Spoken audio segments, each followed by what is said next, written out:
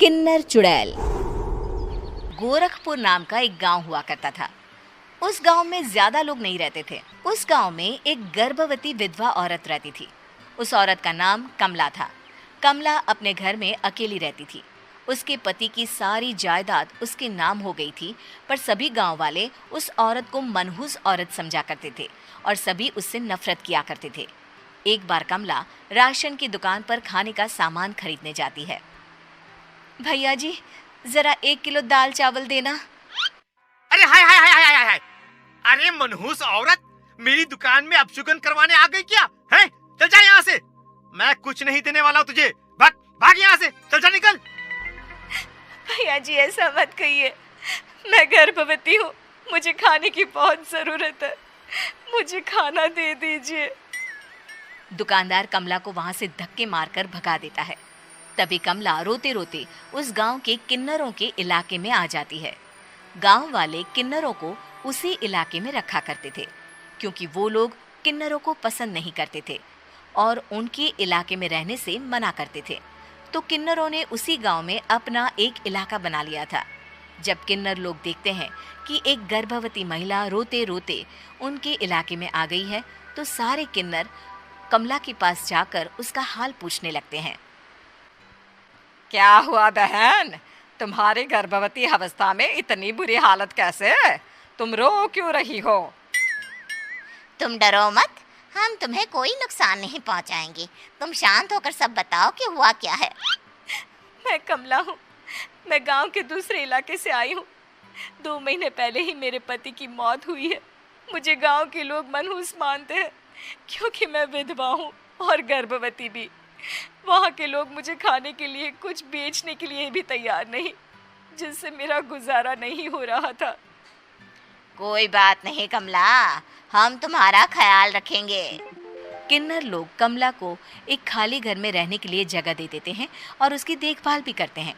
कुछ ही महीने बाद कमला अपने बच्चे को जन्म देती है, पर अफसोस, कमला बच्चे को जन्म देते ही अपनी जान गंवा देती है।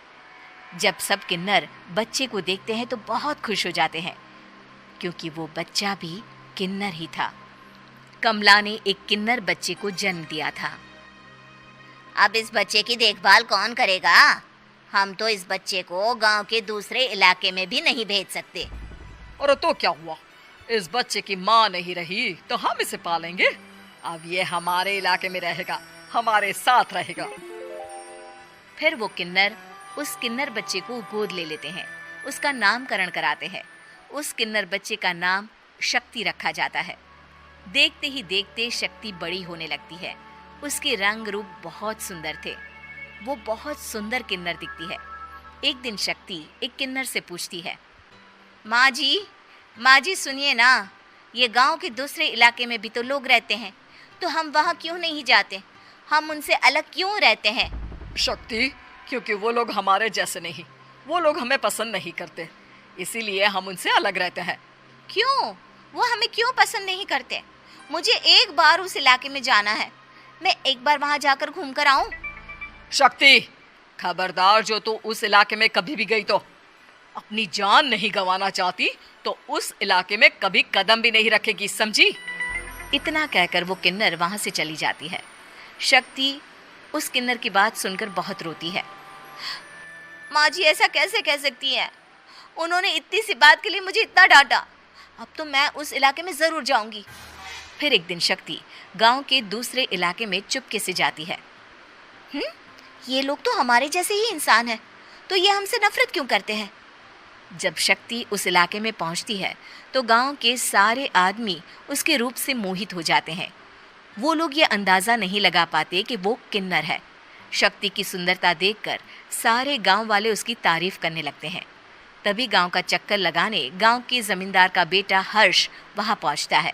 हर्ष भी दिखने में बहुत सुंदर होता है। जब हर्ष ने शक्ति को देखा तो वो भी उससे मोहित हो गया, और जब शक्ति की नज़र हर्ष पर पड़ी तो वो हर्ष को देखकर मोहित हो गई। आपको पहले कभी इस गांव में देखा नहीं। इस गांव में आप नए हैं क्या? जी नहीं, वो मैं बस। तभी शक्ति बोलते बोलते रुक जाती है और मन में सोचने लगती है, अगर मैंने इनको बता दिया कि मैं दूसरे इलाके से आई हूँ तो वो समझ जाएंगे कि मैं किन्नर हूँ, इसलिए मुझे इनसे झूठ ही बोलना पड़ेगा। शक्ति हर्ष को कहती है। जी हाँ, मैं इस गांव में नई आई हूँ, यहाँ अकेली रहती हूँ। वैसे आप कौन है? आप भी इसी गांव में रहते हैं? जी हाँ, मैं इस गांव के जमींदार का बेटा हूँ। आपको किसी भी चीज की जरूरत पड़े तो आप मुझे बता देना, मुझे अच्छा लगेगा। ऐसे ही शक्ति और हर्ष एक दूसरे से रोज मिलने लगते। वो दोनों अपने प्यार का इजहार करने एक दूसरे से मिलने जाते हैं। तभी शक्ति का पीछा करते करते एक किन्नर वहां आ जाती है। शक्ति, मैं तुमसे बहुत प्यार करता हूँ।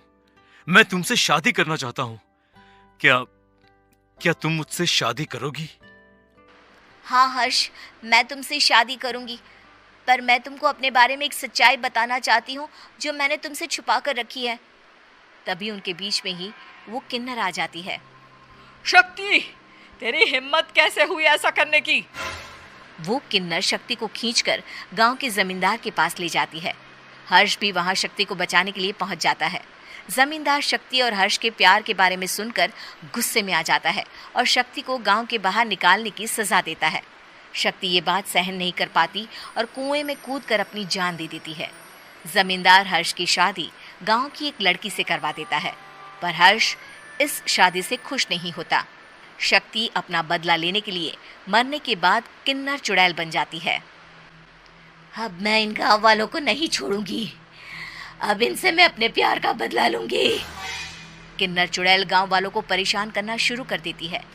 एक बार वो रात को गांव के खेतों में पहुंच जाती है और वहां आग लगा देती है। सारी फसल जल के राख हो जाती है। जब एक आदमी रात को उठकर देखता है कि खेत में आग लग गई है तो वो वहां पहुंच जाता है।